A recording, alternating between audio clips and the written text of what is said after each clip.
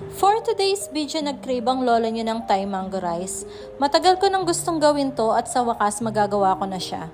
Bali, ni-ready ko na nga pala yung mangga tapos hinugasan ko na din yung gagamitin kong glutinous rice. Wash rice many times until water is clear. 1 cup lang munang gagawin ko dahil kami lang ang kakain at pagtitira ko na lang ang mga kasama ko dito sa bahay. Mahilig talaga ako sa Thai food kaya kung di nyo pa natatry ang mga Thai food guys, try nyo na at siguradong di kayo magsisisi. Pagkatapos naman, nilagay ko na yung coconut milk or gata at sinunod ko naman yung half cup na asukal and then nag-add ako ng konting salt. Dahil sa akin, paborito na din ni Baba ang Thai food lalo na yung tom yum soup. Easy lang gawin ito at masarap pa at pagkatapos paghaluin ang lahat ng mga sangkap, papakuluan lang ng ilang minuto.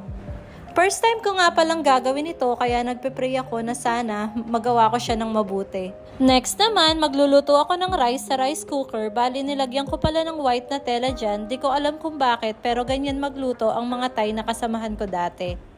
Bali yung tubig na ilalagay dyan is 1 cup din pero nagdagdag ako ng konting tubig para siguradong luto siya. At pagkatapos maluto, i-check lang natin ang rice kung okay siya.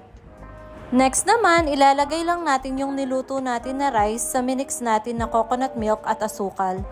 Lulutuin lang ng ilang minuto at make sure mahina ang kalan.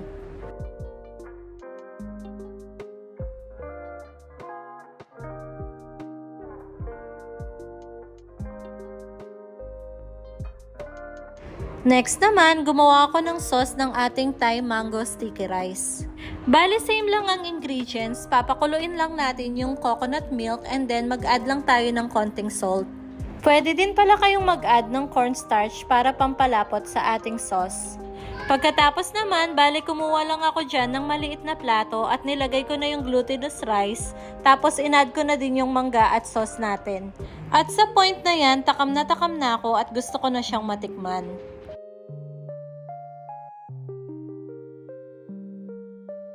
So, yun lang ang vlog natin for today. Thank you for watching. God bless po.